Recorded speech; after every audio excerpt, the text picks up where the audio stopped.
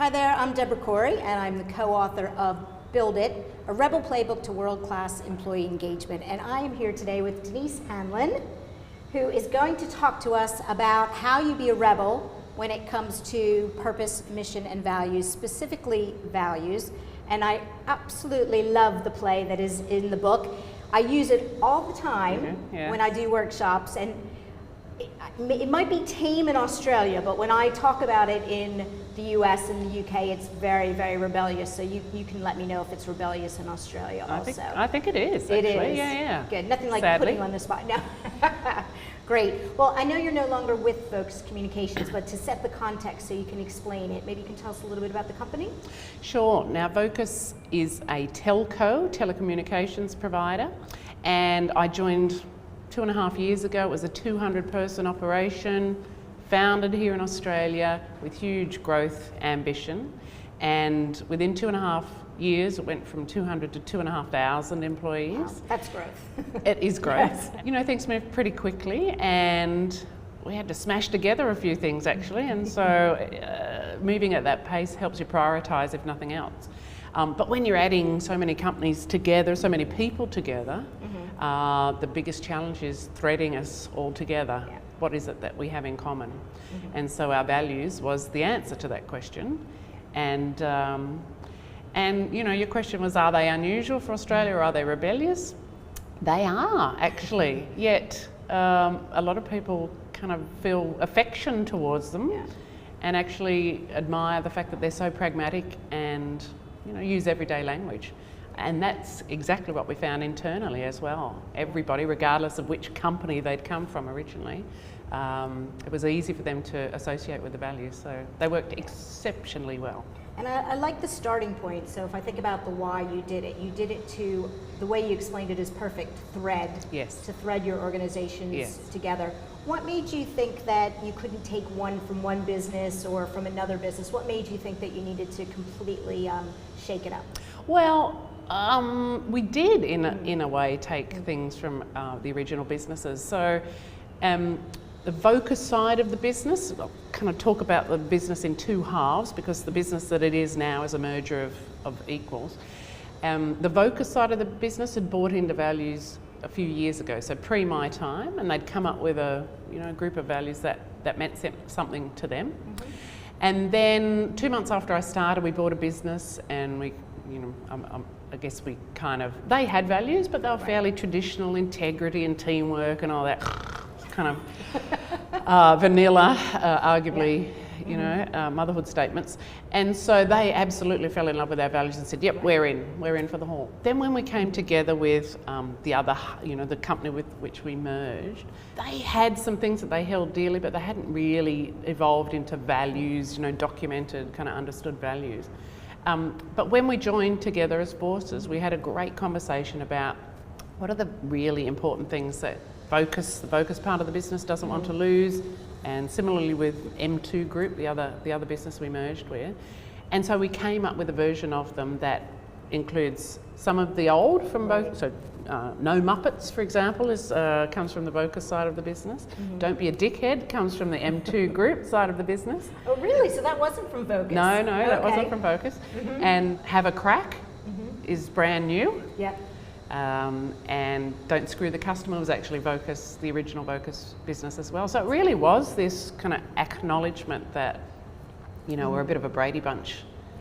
And it's a lovely blend. It's a really nice blend of taking the best from everybody, and then I like that one is completely new. Yes, and I don't know that we were particularly purposeful about that. That's just how it turned out. And probably one of the funniest moments in my career, I was having a discussion with my internal communications person about defining a Muppet versus a dickhead, and it's a conversation I didn't think I'd ever have. No. And could you do that? Well, we did. Yeah, we did. Right. We certainly did. But look, it's just a way to have a conversation. But because it's such everyday language, and it's a bit Australian, it's a bit cheeky. It just people could associate with it easily, I think. And we're proud of it because, you'd post something on LinkedIn, for example, and typically it attracted quite a bit of attention. Love your values, and so it's a real sense of pride for people to be able to go to barbecues and say, yeah, we've got dickhead in our value. We put it in our annual report, it's on our website, you know, we're a listed company.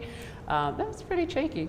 Well, that's where I heard about you, because somebody, exactly what you said, they posted it on LinkedIn. I remember. And I called you up out of the blue, and it's like, you have got to be in the book, because it's so good. Yes. Can you maybe talk individually about them, because they are such lovely, cheeky values. So the first one about the Muppets, I love that. Well, and that's probably the one that I'm most, I have the closest relationship with, and it actually informed pretty much everything we did and the way we did it in the HR team. So it's clever company, no Muppets. We're awesome people, and then it kind of goes on to talk about other things. And so for me, that's about the starting position is when you come to work for Vocus, you're automatically awesome. Right.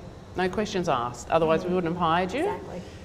Unless you prove yourself otherwise, but essentially you're awesome, you're clever, we don't have any Muppets here. Right.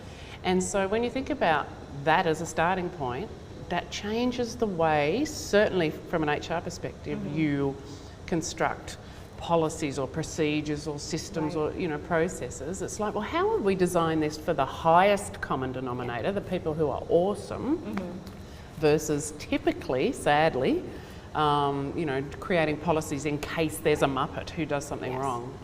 And that's a hugely liberating, and became a hugely liberating, you know, a way to approach the business. HR became very well regarded in terms of, you know, being able to assist people to be great, continue to be great, rather than going out looking for people, you know, who are Muppets.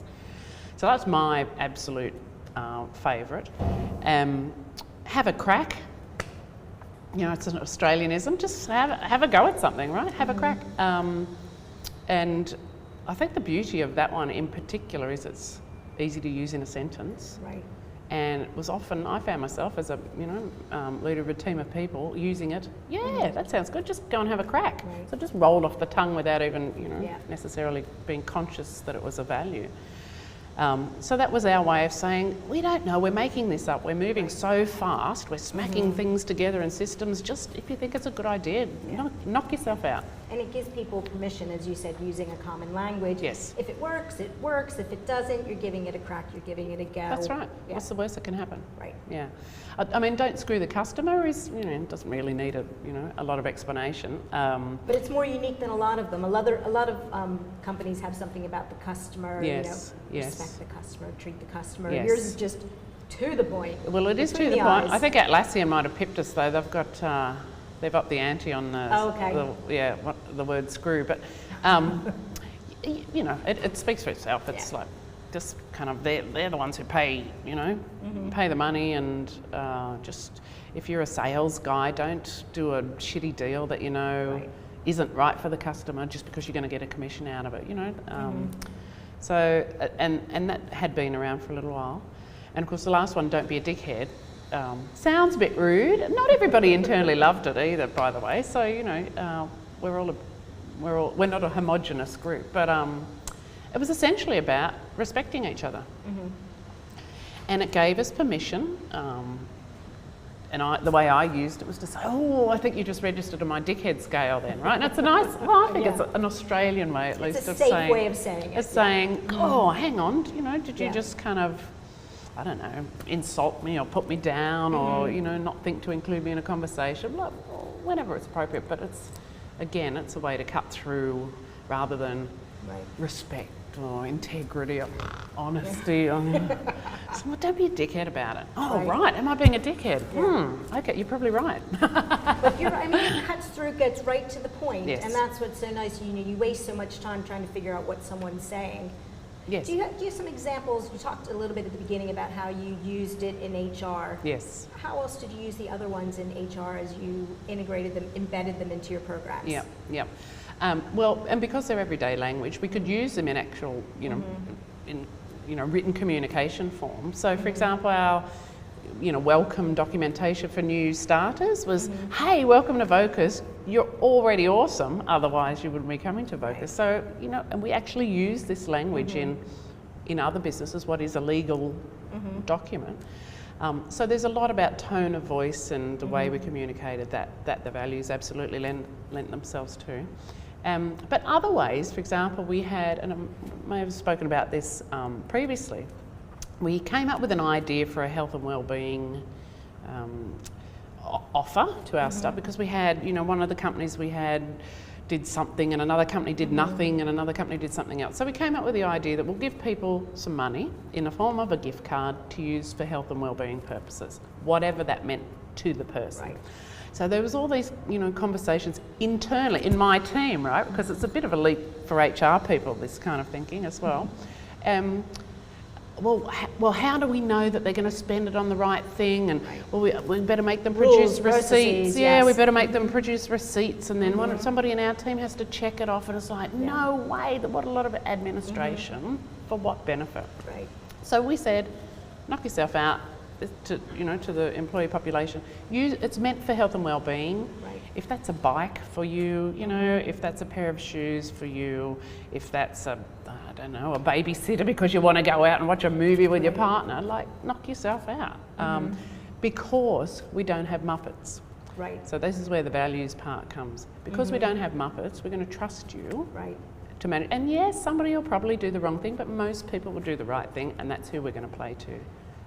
So that's a simple example of how instructive that value was, and how easy it is for people to trip themselves up and actually impose rules and process in case there's a Muppet. We had to challenge ourselves all the time as an HR team and an executive team to remember that we've got to keep playing to the highest common denominator. I think whether you have it in your values or not, that should be something that every HR team has an internal HR value, because I think you're right. If we're going to engage our workforce, we have to remove some of these Muppet type HR policies and programs that we do, because don't know who it's for. It does not help the organization at all. The one guy who did something wrong 5 years ago. Exactly. I think that's a real challenge for the HR community, and that's sad that that's the case. Because if you have an informal conversation, an HR person would go, oh, yeah, that would be so liberating, that absolutely, I agree with you 100%. Yet, the conversation typically comes back to, maybe there's a bit of legal influence there as well, the lawyers come, but this could go wrong. Yes. Yeah, but is it likely to go wrong? Probably not. For that 1%. And I'll probably misquote it, but there's a quote in the book from Patty McCord from Netflix, A Huge Rebel. And it says something about our employees would sue us less if we didn't piss them off so much. Yeah, right. That's right. It is true. Yeah. We're just afraid of the whole legal side. What are they going to do? Yeah, but, it just exhausts me, to be honest. And actually, you did tell me that play. Yes. I could only pick one for the book, but the good news is that one's on the website. All right. So rebelplaybook.com, so people can read about that one also, because I love it. It was so easy, and your employees engaged with it completely, didn't they? Yes. They must have loved that. Yes, absolutely. And somebody said, oh, what if somebody goes and buys a carton of beer with it or whatever? Well, you know what? If that's how you get, that's well-being to you, it's on us. Enjoy. You know? So that's a little bit different. We think it's a little bit rebellious anyway. Well, I think if you had done it any other way, your employees would have thrown your values in your face and said, wait a minute, I'm not a Muppet, why do you have all these three-step process? That's exactly. Although some employees said, aren't you going to check up on me? Like, aren't you going to audit? No, seriously, we cannot help ourselves but to almost limit ourselves as humans. Look for the rules, look for the things that we can't do. Definitely. Rather than take for granted the opportunities just to go and have a crack. Yeah. So if you have any tips for anybody, either in respect to the values or the second thing that we talked about with being brave with policies and HR procedures, what would you tell people to do? How can you inspire people or give some words of wisdom? Oh gee, I don't know, it just seems so obvious to me. It's hard to kind of come up with some kind of inspirational comment, but I'm a grown-up and I'm a grown-up outside of work.